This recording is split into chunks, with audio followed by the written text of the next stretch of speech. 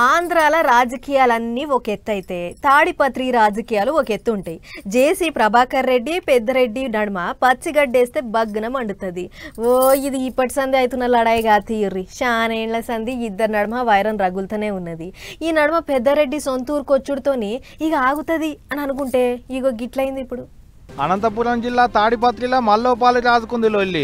ఒడిసిందనుకున్న జేసీ ప్రభాకర్ రెడ్డి పెద్దారెడ్డి నడుమ పంచాది మల్లోపాలి రగులుకుంది. శానాల సంధి ఊళ్ళకు రాకుంటున్న పెద్దారెడ్డి ఈ నడుమనే సొంతూళ్ళకి వచ్చిండు. గవర్నమెంట్ వాళ్ళు పెట్టిన సూపర్ 6 సూపర్ హిట్ కార్యంలో మళ్ళేమన్నా లొల్లులైతే ఏమోనని ముందుగానే మళ్ళీ వెనకకు పంపించారు పోలీసు వాళ్ళు. ఇక కార్యం ఒడవంగానే మళ్ళీ తిమ్మంపల్లికించి తాడిపత్రికి వచ్చిండు పెద్దారెడ్డి సారు. ఆయన ఇట్టు వచ్చిండో లేదో ఎమ్మట్లనే నోటీసులు పట్టుకుని ఇంటికి వచ్చిండు మున్సిపల్ అధికారులు. ఎందుకంటారా దాని వెనక కూడా కాతుంది. మళ్ళా మున్సిపాలిటీ భూమిలో ఇండ్లు కట్టుకున్న వాళ్ళ జాగాల్ని కొలవాలని మున్సిపాలిటీ వాళ్ళు ఆర్డర్లు ఇస్తే అధికారులు కొలతలేసేందుకు వచ్చారు అన్నట్టు.